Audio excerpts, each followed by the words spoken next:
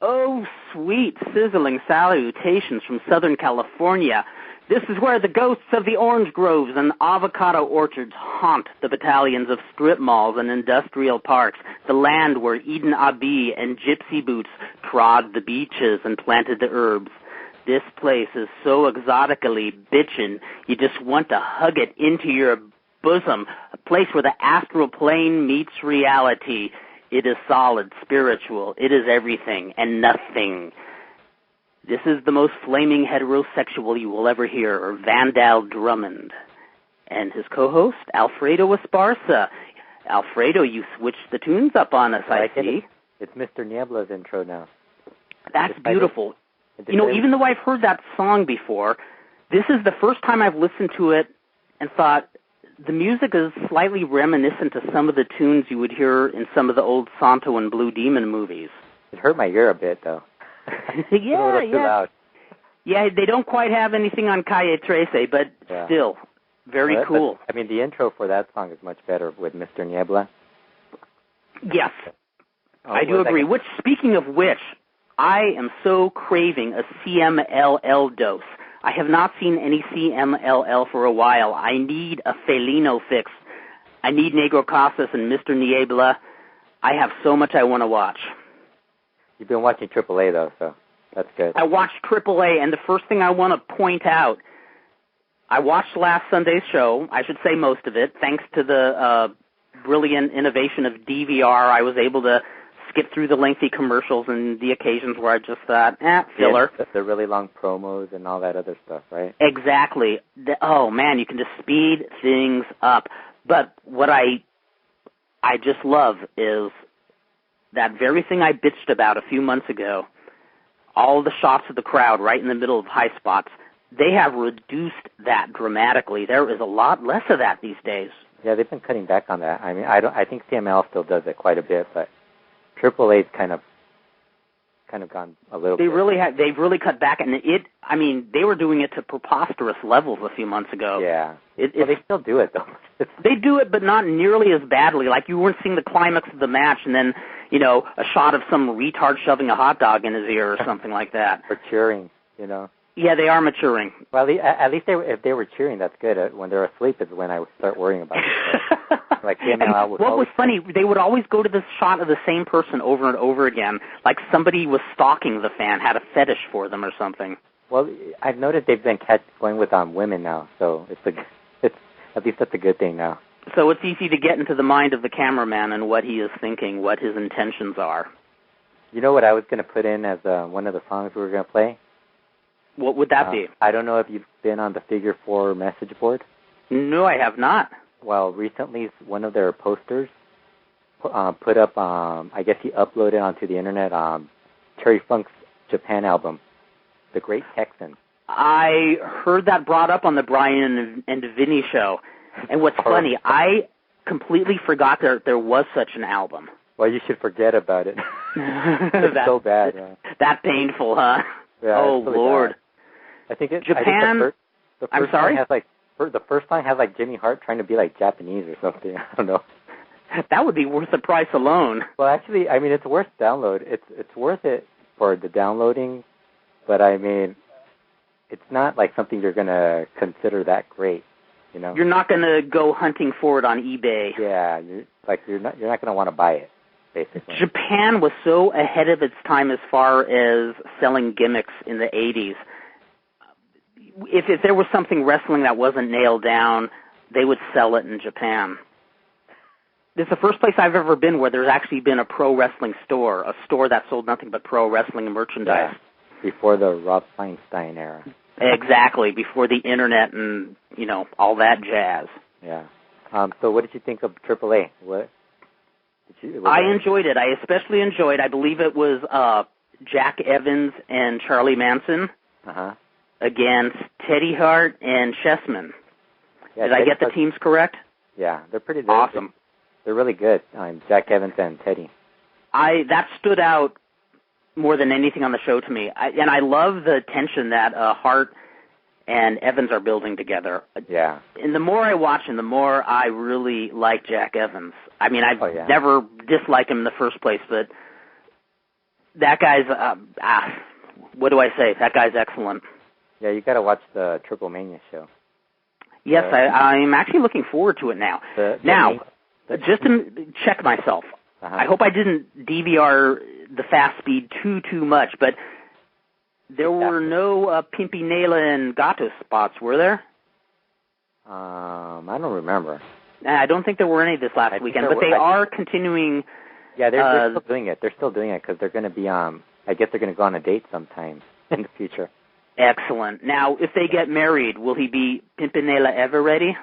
Yeah, actually he is. Excellent. Imagine they have a kid or something, then we can... Wouldn't that be sweet? Oh, that would be bitching. That would be so bitchin'. A little transvestite cat. A little mini. They could get a mini to dress as that. Oh, that would be sweet. And have it grow. Like, have it start as a mini, then have it be adolescent, then it be this whole full-formed adult exotico with, like, breasts and everything. Oh, God. Yeah, fulfill what Dustin Rhodes wasn't able to in WWE. Well, they might actually do, like, what I think they should do is have, like, a Eureka feuding with Pimpinela over Gato Eveready. And I bet that would be very cool. I'm starting to get hooked on AAA. CMLL, still the ideal for me. I still enjoy CMLL, but AAA is growing on me. And all I had to do was take one glance at Sergeant Slaughter on Raw. I'd switch the channel, and then the next day found out from Brian and Vinny that it sucked just as much as I thought it would. I saw on your Twitter that I guess you watched the Piven episode. Oh, that was hysterical. Summerfest. I know everybody and their brother has talked about it, but Summerfest still busts me up. I did not watch that show. Although I oddly found Dr. Ken kind of funny. I know I'm in the minority here. I like Piven in like Entourage, but I can't stand him. This is where I get really embarrassed, and this is where I really show my age. I know of the show Entourage. I know that Mark Wahlberg produces it, but I had no idea who Piven was, and I was especially embarrassed when I heard that all the boys in the dressing room were falling all over him like he was somebody special. And I'd never heard of Dr. Ken until the show. I don't know. I dug him in a weird Tom Green or Jesse Camp kind of a way. In a way where within the week you'll be tired of him. Right? I could see him growing tired of. Yeah, I could see him wearing very soon. We got a caller. We got a caller. Who's there? Hold on. Here he is. You're on the air, caller. Hello? Hello? Hello? He's not answering. Odessa. Is he calling? Are you calling collect? Hello? Hello? Can you hear us? Maybe he can't hear us. I can hear you. We're here. Who is this? Silent. Odessa, are you on the phone? Oh, this is awkward. Oh. I guess. Well, our first call was Steve Sims. Maybe we don't know who this. Blog Talk Radio. I don't know who the caller. He's on the phone. He's on. He's on, but he can't hear us. Uh-oh. Suddenly, I feel like some sort of a phantom. Man. Typical Blog Talk Radio. Let's blame Blog Talk Radio for this. Let's blame Blog Talk Radio. Hey, maybe we have to jump to I don't know, to a lesser company, a lesser Blog Talk. Yeah, he's on. I clicked it again. This is so amusingly awkward. Yep, he's on. Odessa, are you on? I'm here. Oh, there he is. Can you hear me? Up? Yeah, we can hear you. Can you hear us? I can hear you. Awesome. Is this Odessa? Yes, it is. Oh man, finally, good to hear your voice, man. You too. Well, as I teased on Twitter the other day, I had a stalker question for you. Yes, I don't know if I can answer it, but I'll do my damnedest. If it's a subjective one, I could probably answer it. Yes, it's subjective. Excellent. What is your favorite stalker character?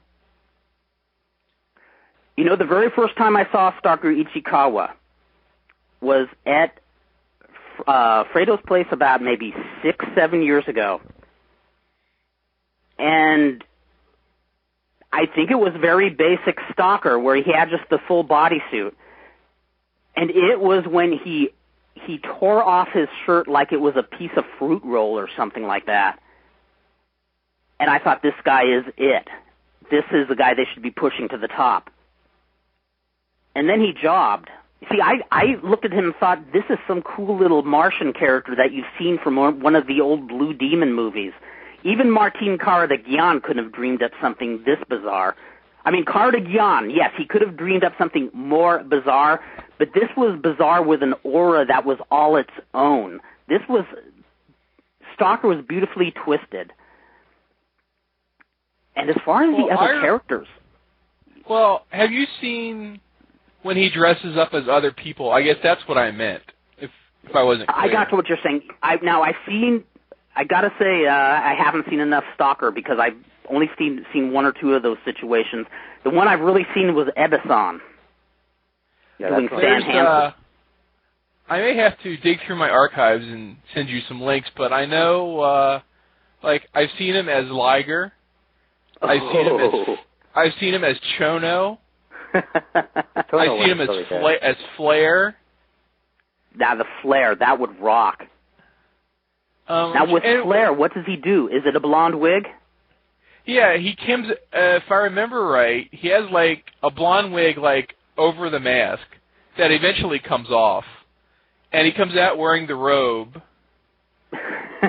And I don't recall. Cause I'm trying to think because almost all of those times, this is when he was, perpetually feuding with Taru, and so Taru would also dress up.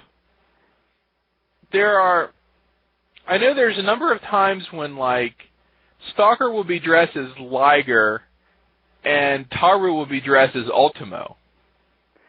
See, yes, if you could send me some of those, any links to any of that, or you could send me any video, anything, because Stalker Ichikawa, much as I love him, I am really undereducated about his history. I'm just learning a lot about him. His whole presence I think, is just exquisite.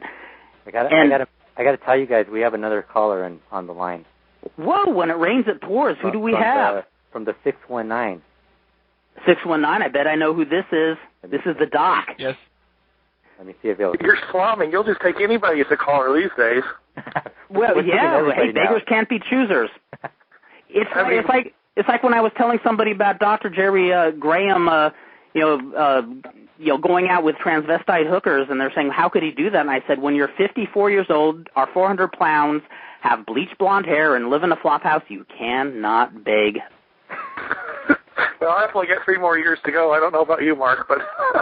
How many pounds? 110, 120 at least. Yes, beggars cannot be choosers. By the way, for a good bio on Stalker, I recommend StanTheEmbryo.com comment section. Oh, that's a fun one. And in fact, that's my plea here is I love getting honest-to-God comments rather than multiple spams on the comment section telling us how we can enlarge our penises and how we can easily find porn. Easily. Easily? Oh, yeah. Easier than ever. Find crazy porn now. So Mark, are you still on the line? Yes, I am. So let me get this straight. Vic signs with the Eagles, and then Les Paul commits immediate suicide? I couldn't blame him. As I've been writing tonight, I said this almost makes me want to listen to WIP tonight. To listen to insane Eagle fans complaining. When did this happen, though? When did he sign? Just earlier today, or? Both of those events occurred just within minutes of each other earlier today. No, Les Paul had passed away this morning or this afternoon. Yeah, he passed away in the morning, I think. 94 years old. Isn't that when Vic actually... Anyway, I want to get back off so Kurt and Fredo can actually have their own show, but Stalker, isn't he just a knockoff of the Diabolo character in Titanes in El Ring? He is a very... You know what? As twisted as Diabolo was in Titanes in El Ring, there's something very even more twisted about Stalker in that he seems oddly human A little too human. Hey, Diabolo will dance with William Boo. I mean, how much more human can you get than dancing with William Boo? Oh, that was sweet with P.B. Diaz. Now, Odessa, have you seen this clip? I have seen it. Now, this anyway, I'll sign on and call back a little later so you guys can have a show. Yeah, but call back, okay? Yeah, I'll call back towards the end. Okay, sounds bitchin'. Okay. Oh, Odessa, have you seen that clip with the Diablo? Maybe. It doesn't ring a bell, but I could have seen it. I'm going to post it on Stand the Embryo after this show. Yeah, I think Dr. Lucha had the link, didn't he? He did, yes. Yeah. Yes. Yeah, well, I was going to say that... Go ahead. Go ahead, Odessa. I was just going to say that I remember, like, the first time I saw Stalker was, like, on the very first Torimon tape out there. So, like, right when it started. And the thing was, and I think you said you may have seen this match, but when he comes out, he actually, like, gives his little business cards to the girls in the crowd. Like he really is, like, trying to pick them. Yes, and, well, that's what I love about it is, especially in a place like Japan, where it's such a traditional pro wrestling center, it's really good to see people let loose and use their imagination. The first time I saw him was on, I think, one of the IWRG shows. Really? Yeah, I think he worked on one of the shows early on. Yeah, well, like I said, Torimon, I thought, is one of the most imaginative groups that are out there. And sometimes I almost hate that they, pour so much pure wrestling and work rate into their stuff when they could just, dip into their, psychedelic battalion. I mean, there's a lot of imagination put into this baby. The funny thing about Dragon Gate is that all their the move sets that they use, it's basically just like Lucha, like all the submissions. All those wacky submission moves. Oh, exactly. And then all of a sudden somebody sees it for the first time in Dragon Gate, and it's like, oh my God, that's the first time I've ever seen that. They're innovative. And it's like, no, they just watched a lot of Lucha. What's old is new. What's old is new. Well, I think it's great that, like, the Dragon Gate shows in the United States are like, they're working with Mike Quackenbush and Chikara. Because, they both, have the connection with Skida. Yeah. So, like, they're two companies that, like, should work really well together. Yeah, definitely should. And I've said it before, I think Chikara, that is one group I would love to see actually have a bona fide budget to work with, because it looks like Mike Quackenbush has this imagination that is only held back by, being able to, just run on a really small budget and have a really, low budget videotapings. If you could actually get a TV show...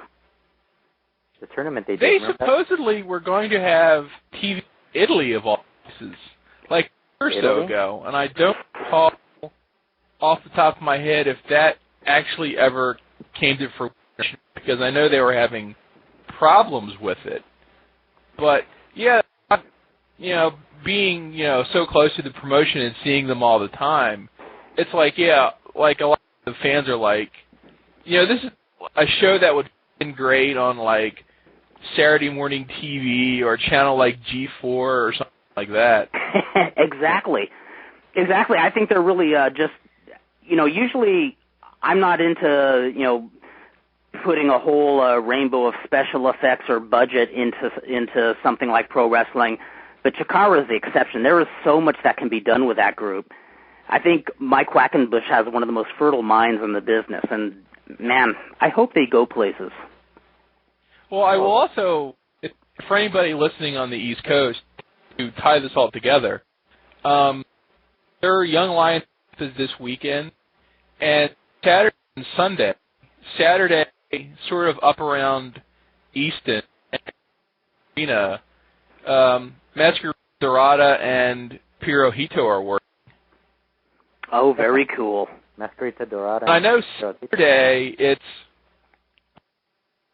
Jorge Rivera and Turbo are working. They're all working in a tag. And I think Sunday they're working against each other. So, for people who want to see real lucha, like here around Philly or Pennsylvania, there's a real good chance. Yeah, down in that should be a lot of fun to go watch at. Yes. Yeah, I mean, now anytime Odessa, you get a chance to see Masquerita Dorada live, it's worth it. Now Odessa, looks really good. We know you hit Comic-Con a few weeks ago. How was that? Exhausting. That's the only word for it. I mean, when you put 130,000 people in a convention center, it's fun and not fun all at the same time. It sounds like it's really it sounds like it's just gotten a lot more popularity than any of them speculated it could have, because I've been hearing a lot of stuff. Well, it's funny, I stopped going. I used to go every year, and I stopped going 4 or 5 years ago. It got too big, and it was half the size it is now. So wow. I had stopped. Yeah, so I had stopped going. It wasn't until I had some business things to try and work the show this year. Plus, it was sort of a whole I only went to the convention actually for 1 day, because most people go for 4 days, but I was in town early, had dinner and went to a baseball game with a certain other to the show, went to San Francisco and saw Miyazaki speak at Cal Berkeley. So it was sort of a wild vacation week for me, and the fun was only just a pretty small part of it, and actually sort of like the least enjoyable part of the whole week for me. Now, did you just want to scream? Was it just frustrating being just a few miles away from the border and not being able to go see Lucha Libre because of the conditions in Tijuana? Yeah, well, I mean, I had certainly known ever since, I told Steve that I was coming, and he's just like, I wish we could go, but, can't. Because, I've been 2 or 3 times when, like I said, I used to go to Comic-Con every year, and, like I said, I told you before I went with Rick, and, and the funny story that I told Steve the other day was the first time we went, the main event was a 6-man with Santo on one side and maybe Parka and somebody else, and I don't remember who those were. And we were sitting in the very front row, and we had the move on earlier in the show. And it was in the third fall, and the third fall is going along, and all of a sudden, I see all of this extra security slowly make its way down to ringside and surround barricades. At which point I thought, Santo's doing the job in the third fall. And he did. I guess they were just prepared in case there were angry fans. Oh, that's hysterical.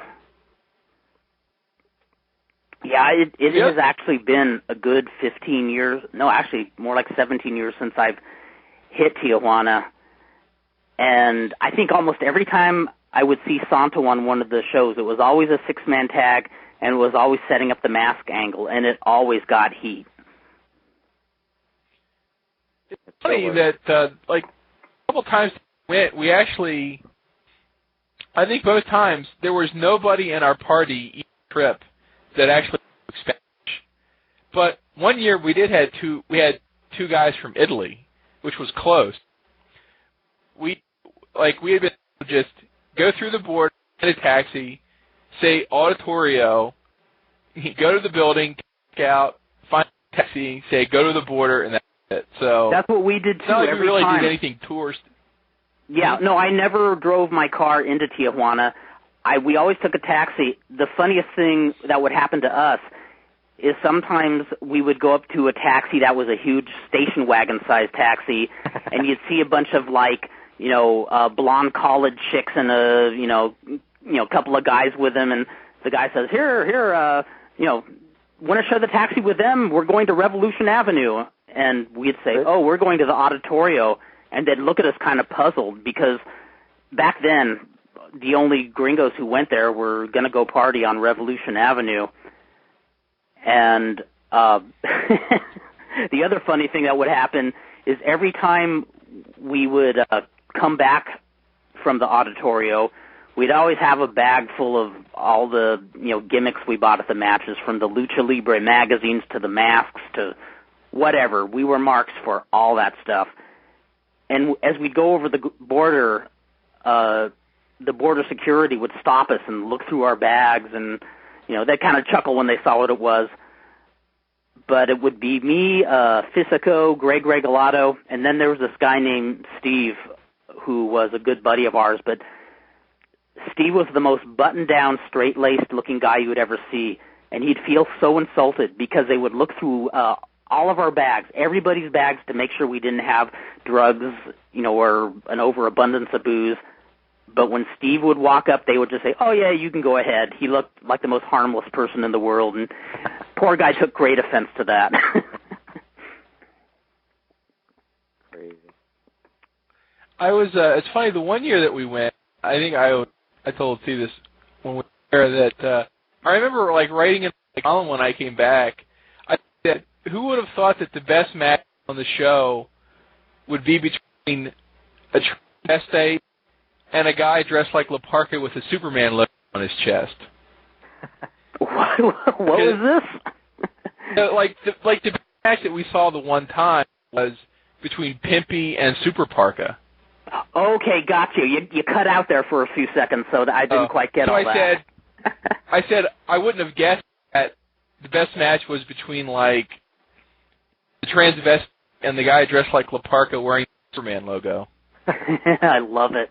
That's one of the things about Lucha Libre is we heard all these stereotypes and talk about how traditional Mexico is and how conservative they are, but man, they were way ahead of the curve as far as cross-dressing goes, especially with Lucha Libre. I remember before Pimpinela, the most famous Exotico tag team was Bello, Greco, and Sergio El Hermoso. Bello Greco being the father of winners. Or I'm sorry, Super Calo. Super Calo, getting them mixed up here. And the Stones. Don't forget the Stones. Yeah, exactly. Alan the Rolling Stones.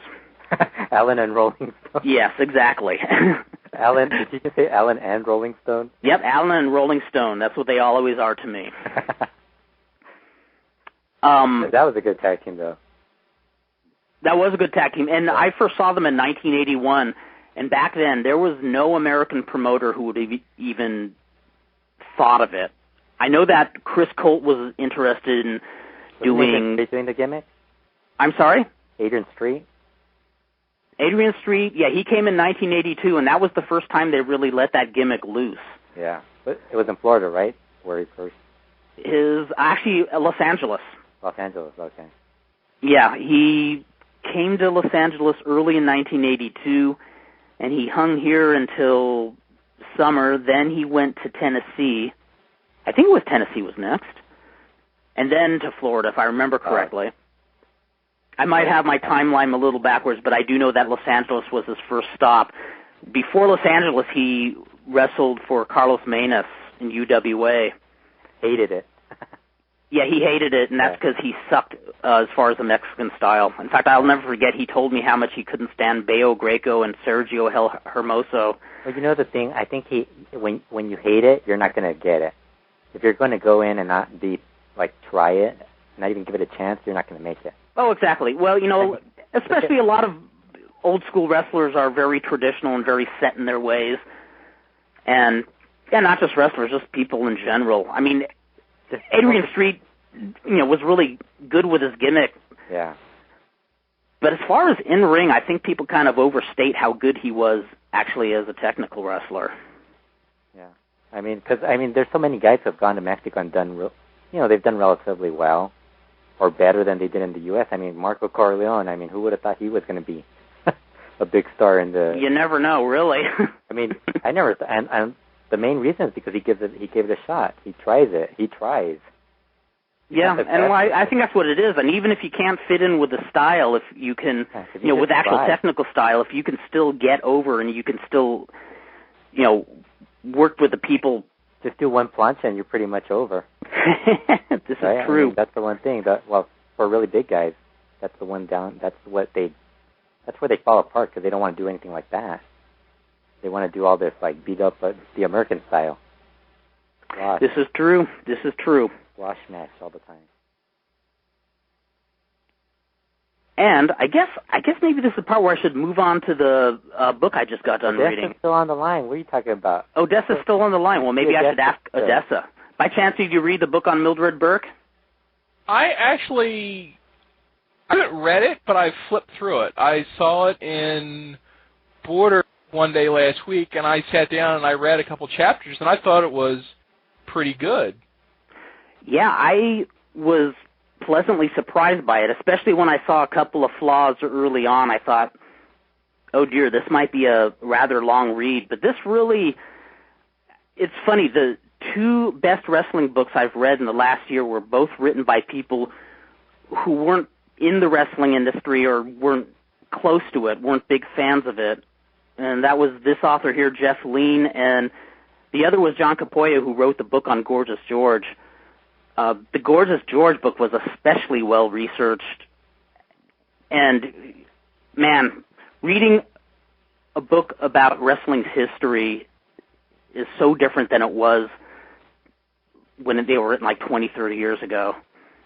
Did you ever get that book, that one, The Good, the Bad, and the Ugly? Wasn't that what it the one with Andre the Giant? Is that the one that...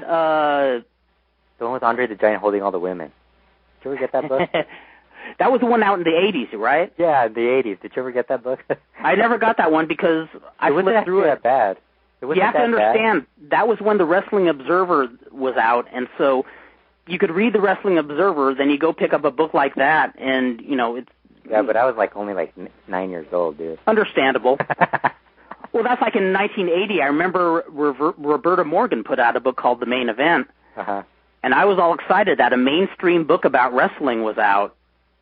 And I was so disappointed when, you know, it was no different than the wrestling magazines. Just wrote these little fictional synopsises of wrestlers and their feuds. And they had a feature on Mil Mascaras, and he talked about the great wrestler in Mexico, El Fanto. You know, it's always funny when the first books you get are always those Scholastic books. Did you ever get that? Were there any back when you were a kid? I'm sorry? The Scholastic, remember the Scholastic books and No, there was nothing, you never had absolutely nothing mainstream about wrestling when I was a child. Nothing. Anywhere. We had the Napolitano ones. Remember those that always had the don't go messing with the junkyard dog and and it would be this tall tale about how they would write about all this fictitious stuff that happened to him in a match. And then the post-match stuff, and I was like, it never happened. No, sadly, when I was a kid, if you were a wrestling fan, there was no book. Not even you were a circus geek. There was nothing. There was nothing out there for a wrestling fan. It was so not mainstream, at least here in Southern California. Yeah, in the 80s, you always had all those fictitious books, and then the magazines. Oh, they were horrible. And nowadays, not even the magazines are that interesting. You can't even find the magazines. Yeah, magazines are pretty much extinct. I mean, hell, newspapers are almost extinct. Yeah. No, but it's great. I mean, I'm much more of a fan of reading wrestling histories now than I am of actually watching wrestling. I mean, these two books, the one on Gorgeous George and Mildred Burke, you never saw somebody put such thorough research into a book. The flaws, I would say, the Jeff Lean book has on Mildred Burke are that there were several instances where he kind of relied on wrestling magazines as an actual journalistic source when they were obviously worked stories. Other than that, though, I can't recommend this book more. What I really love is so many wrestling histories these days always bring up the promoter Jack Pfeffer. Jack Pfeffer was one of the most eccentric promoters there ever was. I used to hear stories about this from old-time wrestlers when I was younger. He was just this really bizarre guy who, loved to make money but didn't love to bathe, didn't like to clip his fingernails, very eccentric, wore really nice suits but apparently didn't wash them very frequently. Sounds like your typical wrestling promoter. Yeah. You can find some like him, but this guy was ahead of his time. I mean, this guy had a little bit of Martin Cardigan in him before Cardigan. This guy thrived on promoting the campiest, strangest, wrestling shows. A lot of people liked real technical wrestlers back then. A lot of people liked Lou Thez, Man Mountain Dean, Whiskers Savage, the real technical types, the non-gimmickry types. Jack Pfeffer prided himself on freaks. He just loved, he loved having knockoffs of other wrestlers. He used to utilize a wrestler called Lou Thez. Yeah, I'm serious. What was some other ones? Like Hobo Brazil, I think, was another one. Hobo Brazil. Yeah. It sounds like something you would do. I would do something a lot like that. I'd make it trippier, though. I don't know. I wouldn't just do a knockoff of a name. I'd do it way out there, as way out as I could. Sounds like an incredibly strange wrestling show. Speaking of which, I talked to Eric Caden today. You did? Eric Caden of Hollywood Book and Poster. For those of you out there who don't know Eric Caden, he has co-promoted an incredibly strange wrestling show with Johnny Legend. And he says Johnny Legend is doing very well these days, working his ass off as always, doing 15 things at once. But every time I talk to either Johnny or Eric Caden, my imagination just starts to, just gets jump-started. Uh-huh. And I think of all the possibilities. I think of the gimmicks we haven't done yet. There was one that our late friend Larry Doyle wanted to do, a wrestler called Count Billy Viagra. There was going to be Negro Kiss Ass. Negro Kiss.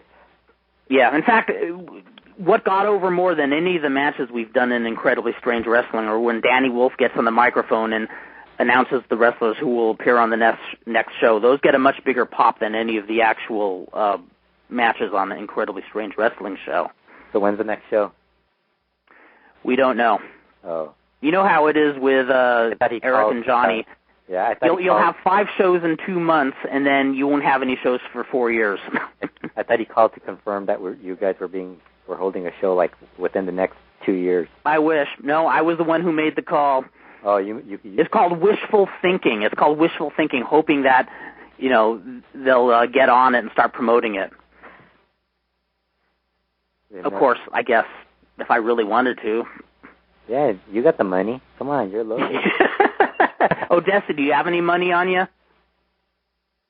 No, and I just had my own recent failure at perhaps putting on a show that, fortunately, early on before any money was actually involved. So. Now, was this a wrestling show? Yeah. Good. Then you're part of the club now. You're one of us. Where was this at? It would have been around here. I mean, it was something that never really got far. Some friends and I had liked that we used to watch it when we were kids, teenagers. Like we'll all be turning 40 next year. So we thought, hey, people in business, let's put on a show. Yeah. Kind of a midlife crisis maybe move? Try and book some. Yeah, midlife crisis kind of thing. Yes. Yeah, I think we've all done that. Yeah, we talked to a couple of people and things really weren't going, we all were on the same page. So as of now, probably not going to happen. But it was a fun month to, fantasy book in your head. Yeah, that's even more fun than actually promoting a show is the angles and the characters you can come up with in your own mind. I mean, your imagination can be a wonderful place to vacation in. I think we got scared away by Superboy, right? And he told us basically how much we'd lose. Yeah, we sat down with Superboy and we were planning to do a Lucha show, and he was kind of going over the realities of stuff, and he was probably being conservative about it, and we were kind of like, well, do we really want to do this? He was giving us the indie low level. You pay guys, you get some guys for free because of experience. Yeah. And, I mean, that was $3,000? Yeah, that sounds about right. And that's even paying guys low in the openers. Yeah, not paying some of these guys. And then we didn't even get to the insurance part. I think that's what held it. everything that held us back was like trying to figure out insurance. Yes. I think that's the one thing that we were well, like, okay. it was like I'm friends with people who like just promote like Interspecies Wrestling ran a show last week in Connecticut. This was like their first show in America. Wait, you just cut out there for a minute. Did you just say interspecies wrestling? I did. Oh my God, that's awesome. Yeah, I'll send you some links. This is so up your alley, Kurt. You'd love it. I can taste it. Yeah, please send me links to this. Well, you know what my dream was. So, I'm sorry, go ahead, Odessa. Oh, I was going to say, like, when I asked how much it was going to roughly be, and they told me, I was like, well, that's cheaper than I thought I would have expected. Yeah. And so that's sort of where the germ for us maybe doing a show came from. Because when I worked in the business, I never got anywhere near, because I was like very low totem pole, and I was like a gopher, and I wrote the programs and stuff like that. So like I actually heard like money involved. Like when they told me how much, and I was like, ooh, I was expecting much more. So maybe, and so it goes. Yeah, well, and also I had the luxury of working for so many different promoters, and I saw so many people piss away so much money, and with different viewpoints. Some were really optimistic about it with a lot of hope. Some were grumbling the more money they lost every week. But I saw so many people throw so much money away, and I thought, man, you really have to have your shit together. I think you have to have not just a lot of savvy, but you have to have an eye out for shifty people, which, I think I'm better than some, but I'm not as good as others. Well, the other thing that kind of scared me away was all the no-shows at wrestling. That doesn't scare me, really. Well, I mean, recently, have you seen some of the cards lately? Some of in L.A.? Just in L.A., there's like guys who you wouldn't even know. Yeah, well, that's the only way I'd promote a wrestling show. I'd promote shows with people nobody knows. I wouldn't. I think I would just create the gimmicks, and then if I could get somebody, have the guy work under that gimmick, and that'd be it. Exactly. That's exactly the idea. Yeah. Because there's not enough. There's like a lot of guys. Like all of a sudden, you have like all these different names showing up on AWS and all these other promotions around the area. Here in Southern California, one of the problems is every indie promotion looks like the other. They use the same wrestlers. Yeah. They don't do anything different, and they all have really good work rate. But when you have a dozen shows in 1 week where the work rate's good, nothing stands out. You should do something different than another promotion. Like we were saying the other week, don't try to outwork the wrestlers in PWG because you're not going to do it. Just do something different. Find a different audience. And Kid Norteño left, so that pretty much was... Yeah, no more Kid Norteño, so... Yeah, that pretty much killed our buzz. Yeah, so the flags at Arena Paraguayo are flying at half-mast. He must be held somewhere in Mexico. And across the border. I would love to know where Kid Norteño is. Well, I like Kid Norteño. Maybe Dr. Lucha will find out. If he couldn't find him, nobody could. Yeah. Well, that'll be his next assignment. Oh, I think Odessa's gone. Oh, did we lose Odessa? No, he's still here. Am I gone? Nope, you're here. You're with us. You're still here. Don't die on us, man. What else to say is that one of the things that we wanted to do was bring in at least one lucha. And so Steve had been doing some of the dirty work about finding out prices and blah, blah, blah, like that. Uh-huh. And when we were sitting at the Padres game, he was like, well, who would you like? And I said, well, in a perfect world, I'd like X or Y. And then he starts going, oh, the last time they were in the States, they did this and this and this and this. And I was just like, are you talking about their horror stories? Are you talking about their misbehavior they engaged in? Yes. Yep. He almost didn't make the show because he got out of jail. Things like that. Yeah. Well, and then I know, Dan Farron and Larry Doyle were promoting a show where the main event was Ultraman versus Sabu. Everything went smoothly except Ultraman, right before the show started, just came up and said, "I want more money." And Dan was really smooth. I give it to Dan. Dan just kind of said, "Well, you know what? We have a lot of guys who would love to wrestle Sabu here, so if you can't do it, you can't do it." And suddenly he stopped asking for more money. Well, I also know that last year that, like, Chikara ran in Chicago, and one of the things that ended up hurting them was because they had booked Oriental to work either another luchador or somebody, and, he just didn't get on the plane. Yeah. He took whatever other booking he had that day in Mexico. So, they had budgeted X, and suddenly, there's this huge hole. Yeah, and there's a lot of wrestlers. I mean, I shouldn't say a lot, but there's several luchadores who will take a down payment from people and just not show up. Kurt, what did we say when we were with Superboy? Mexicans are lazy, right? What? I never said that. Remember we said that Mexicans are lazy. I brought up the fact that Mexicans are lazy. They're really. I don't know what it is about. Like a lot of us. I'll include myself. Wait, are you saying I said that? No, you didn't say it. Superboy and me mentioned how lazy Mexicans are. Okay. I was going to say, I never said such a thing. No, you didn't say it. We said it. We gotcha. How Mexicans are really, like, for business, I mean, they don't have a business sense to them sometimes. It's hard to figure out how they do their business. Well, I think it extends. I think that goes beyond just the. Plus, they're wrestlers too. So wrestlers. See, that's what I was going to say. It goes beyond that issue. I mean, I know wrestlers aren't supposed to say this about the brotherhood and all this, but they're shifty people. There's scores of shifty people in this business. They're everywhere. Yeah. I just think that was like Go ahead.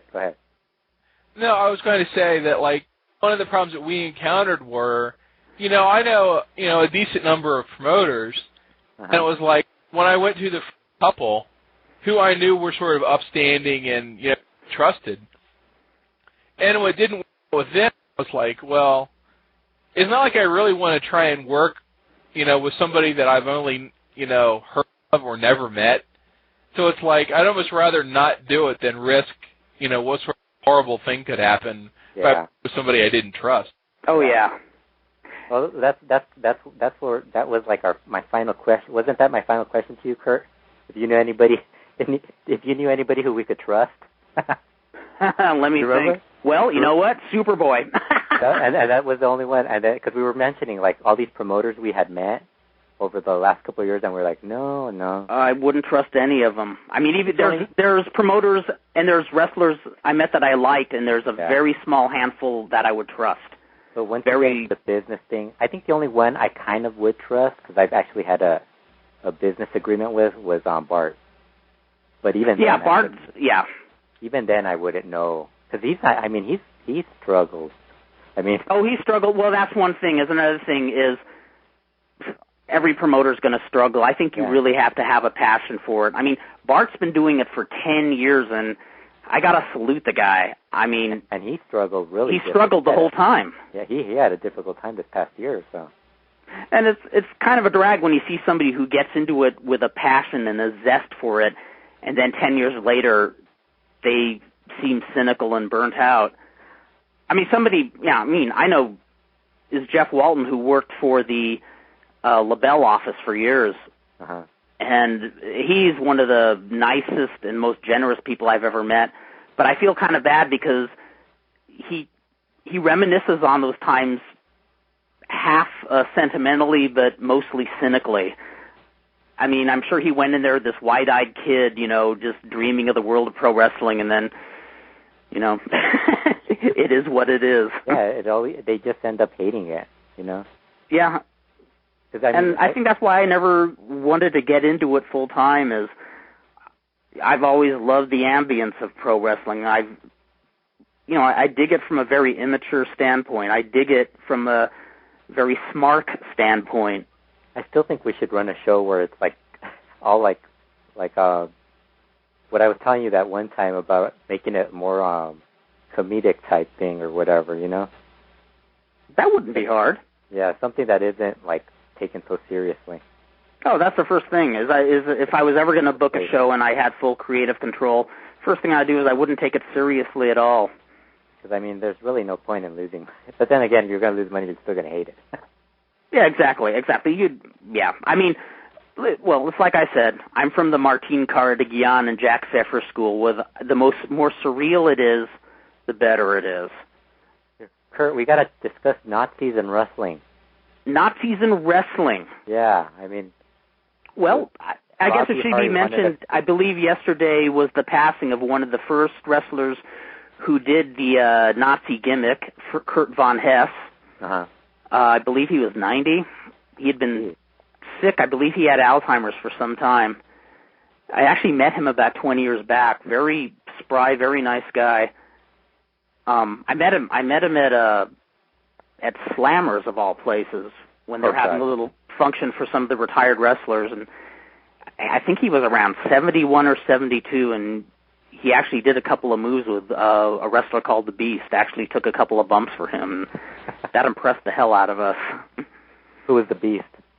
The Beast was a guy named Randy Neverman who was an indie wrestler here in Southern California for a very short time, maybe 2 or 3 years. He did a couple of WWF TV tapings under his name, Randy Neverman, and he actually got to tour FMW under the name The Beast. And he gave up that soon? Yeah, he was wise. He was a smart man.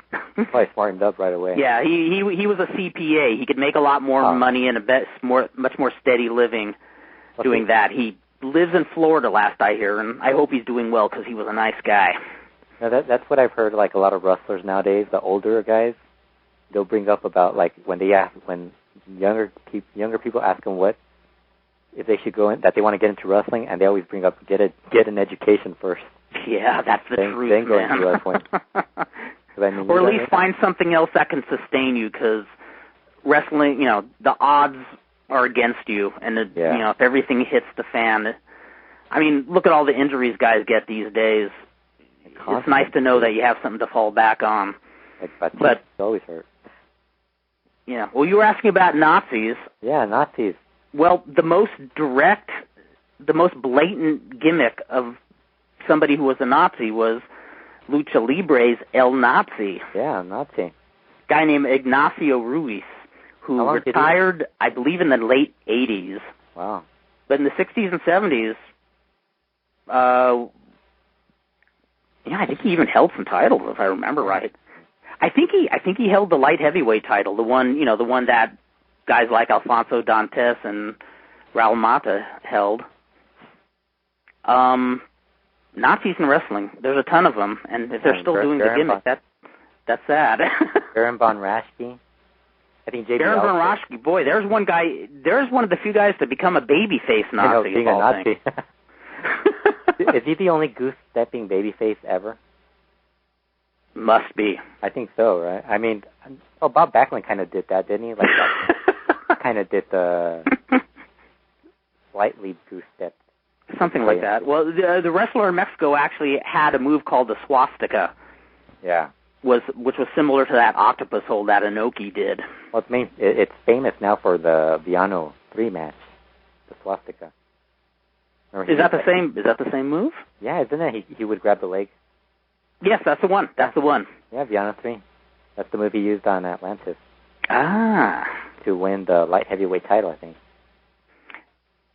Now, as you can tell, I missed that match. You missed that match. That was like in 2000. Probably one of the best runs ever for Viano. Well, I did see the mask match. I wouldn't miss that. Yeah. Well, I gave you that, didn't I? Or did Bob Yes, Barnett? you did. That was like when we first knew each other. Yeah, I think that was like the first year, wasn't it? It was. Yes. Yeah. Yes. That was a totally cool match. I think I told you when you called me that one time. I was like, I got the Viano match. So what was I going to tell you? I even wrote down. Rob wanted to know if you've seen Vangelis. I have not seen Vangelis. How could you not see it? Oh, that's true. You don't watch. You never watched the FSC show.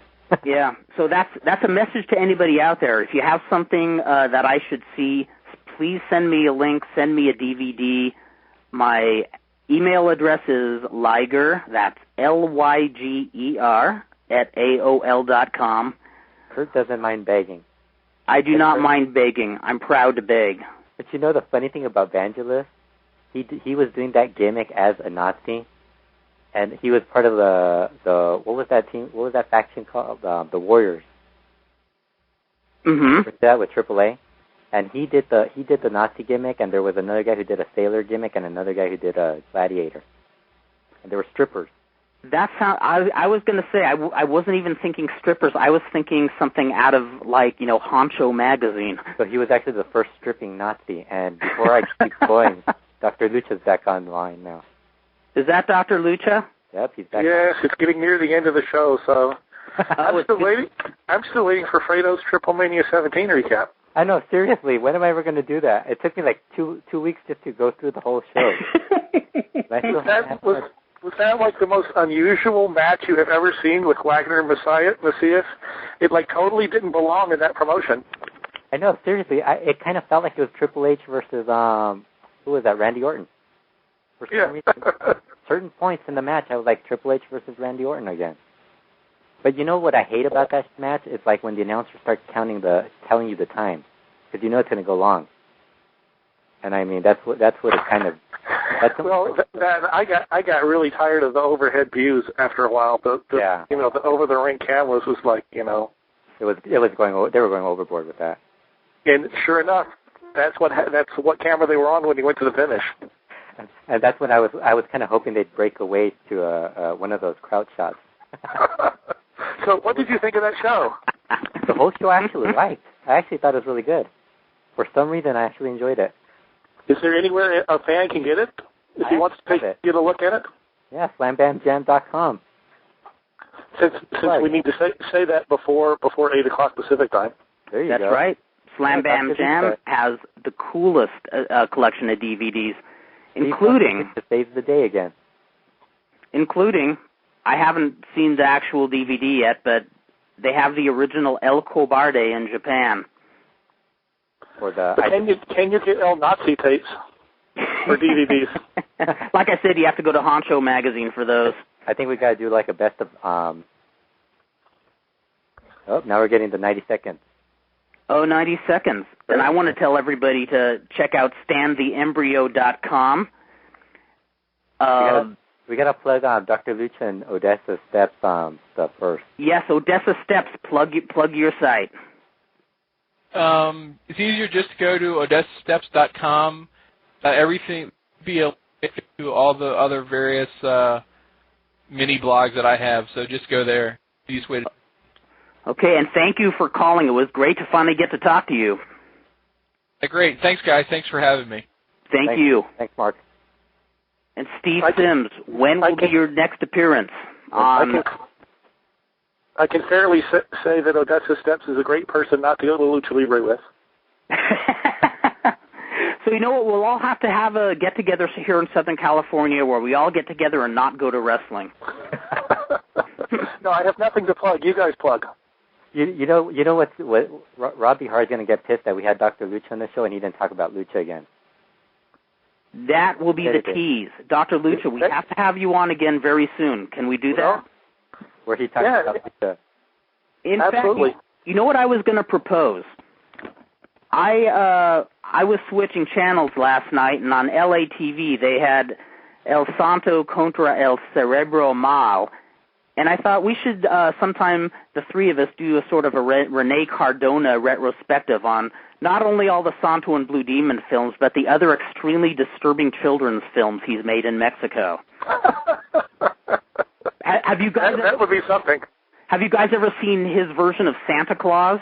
Oh, I was just about to ask you if that was the guy who made the Santa Claus movie that was on Mystery Science Theater. Yes, and it's much better without. I mean, I love Mystery Science Theater, but it's better without those guys on it. I'll never forget. I saw it. The first thing I did was I duped it, sent a copy to Ron Head, and Ron Head immediately called me and said, "What the fuck did you send me? Am I on LSD tonight or what?" And coming from Ron Head, that speaks highly of Rene Cardona. So let's do that soon, guys. So slambamjam.com, that's Fredo's site. It totally rocks. You can get almost everything there.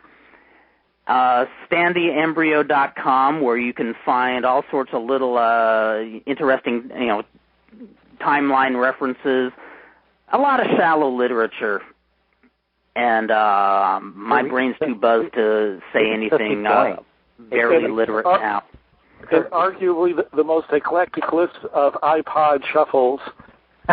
Oh, thank you. Oh, I take that as a Jog-alongs. I've been debating whether or not to send you one of mine, but at that point you might actually stop talking to me. No, please do. I must see them. Dr. Lucha, I think you know I'd only respect you all the more. It is very eclectic. It's got country, it's got classical, it's got comedy, it's got like Bob Valvano shows from ESPN. It's way all over the map. You must. Do not hold back. Please send it. Please. Okay, people out there, thank you so much, my babies, for calling in. This is Vandal Drummond, Alfredo Esparza, Dr. Lucha Steve Sims, and the fabulous Odessasteps. Thank you guys for joining, and we will see you next week. Bye, everybody. Bye. Thanks. Bye.